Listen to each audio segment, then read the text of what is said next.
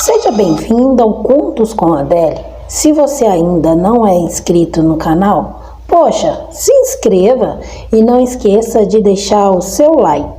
Hoje no Contos com Adele, eu vou contar a história de uma criança de 11 anos que assassinou a sua coleguinha de classe e depois virou meme na internet. E hoje as máscaras vão cair.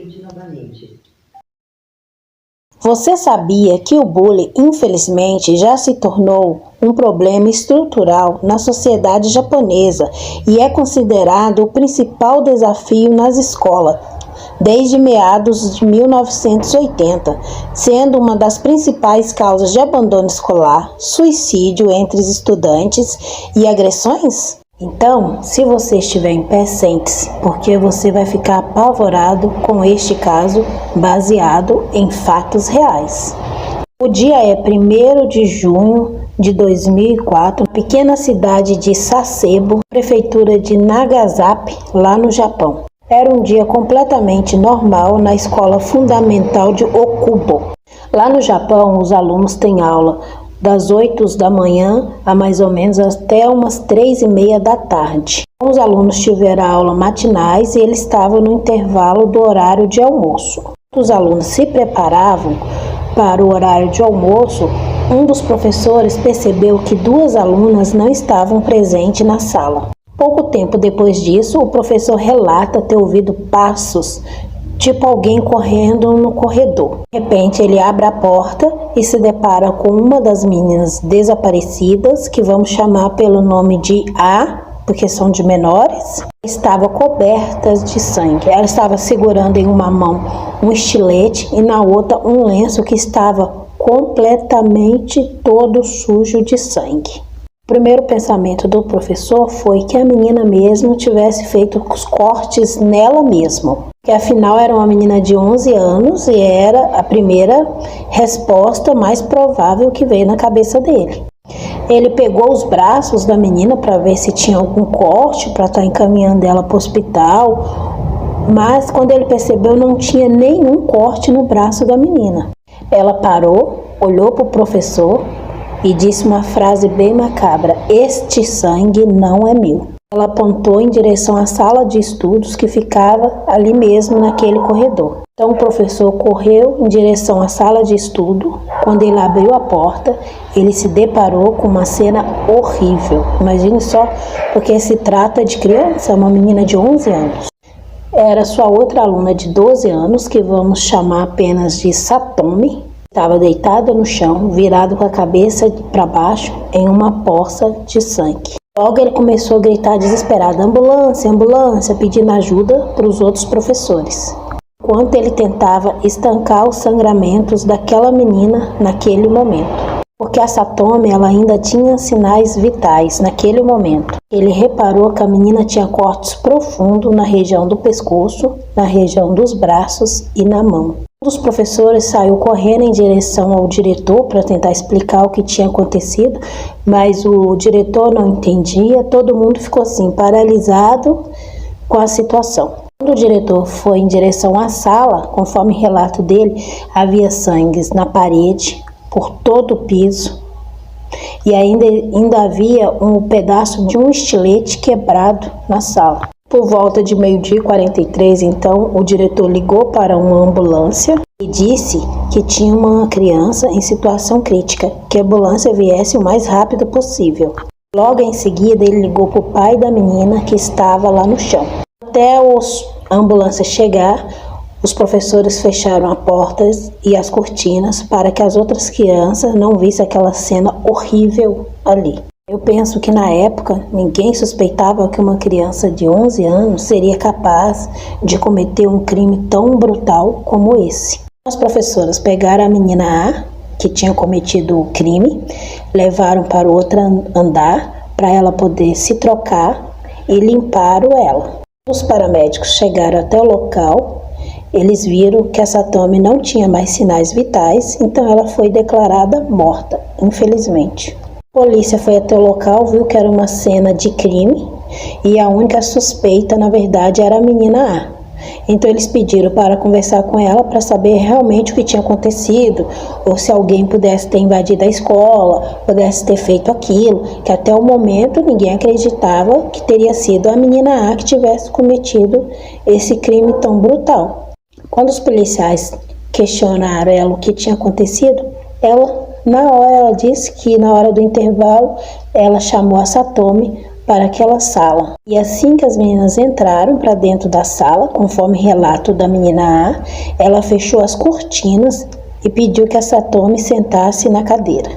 Por trás, ela pegou o estilete e atingiu várias vezes a menina Satomi, sem dó e nem piedade. Também há indício que quando a menina Satomi estava no chão, a menina A ainda a chutou. Ela disse aos policiais que já tinha 4 dias que ela estava planejando cometer esse crime, que ela até tinha pensado em fazer isso nas aulas que aconteceria no sábado, mas que aquele dia ela percebeu que seria o melhor dia.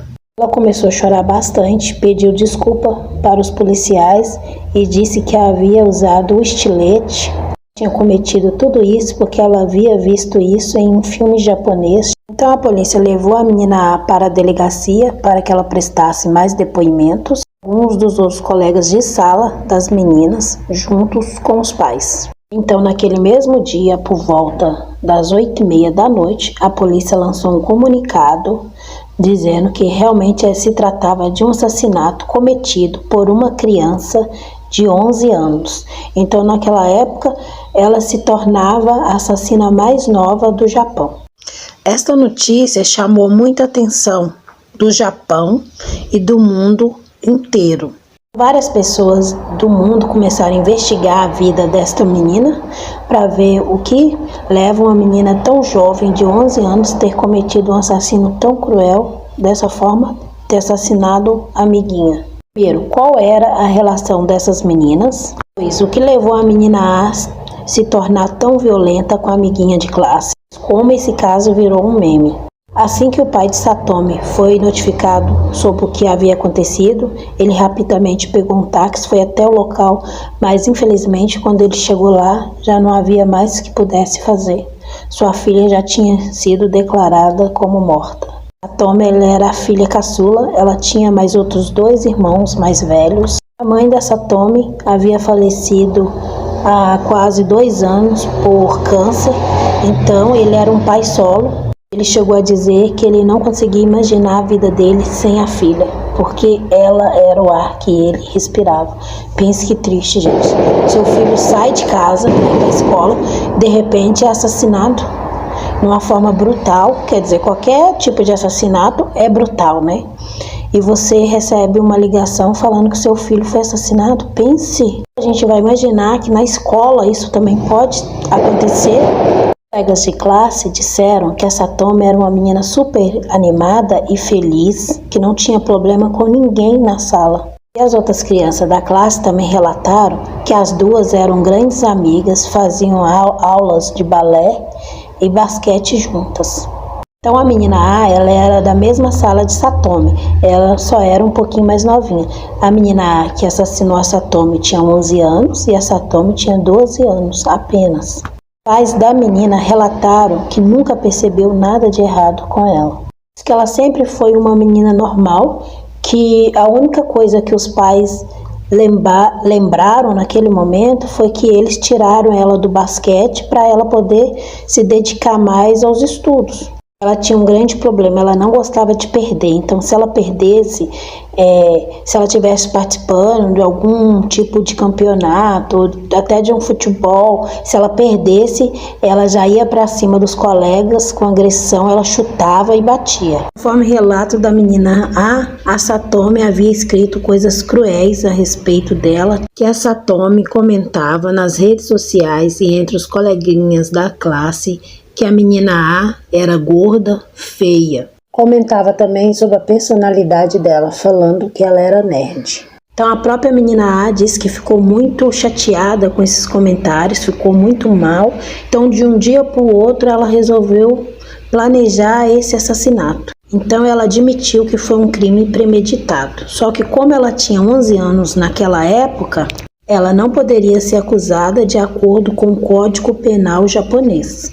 15 de setembro de 2004, após alguns meses depois, foi sentenciada a 2 anos em um reformatório juvenil. Depois de algum tempo que ela já estava no reformatório, eles adicionaram mais 2 anos. Depois de uma série de avaliação psicológica, eles concluíram que a menina A tinha grande dificuldade de diferenciar o que era real e o que era ficção. Durante o julgamento, ela falava que estava realmente arrependida pelo que ela tinha feito, e então ela queria pedir desculpa pessoalmente para Satomi. Ela não conseguia diferenciar o que era real, o que era ficção. Ela não conseguia entender que não havia como ela pedir desculpas para Satomi, e ela insistia muito querendo pedir desculpa pessoalmente para Satomi. E mais tarde ela também foi diagnosticada com um transtorno invasivo. Algumas pessoas da internet apelidaram de Nevada Tan. Nevada por causa do casaco. Tan é um honorífico japonês, é uma forma de estar referindo a meninas jovens. Infelizmente, algumas pessoas na internet começaram a fazer desenhos da menina A, suja de sangue, com estilete na mão. Algumas pessoas começaram a endeusá-la, ignorando completamente o fato dela ter assassinado a própria amiguinha com requinte de crueldade. Infelizmente, o caso de hoje foi mais pesado do que os outros. Se você não é inscrito no canal, se inscreva, deixe seu like e até o próximo vídeo.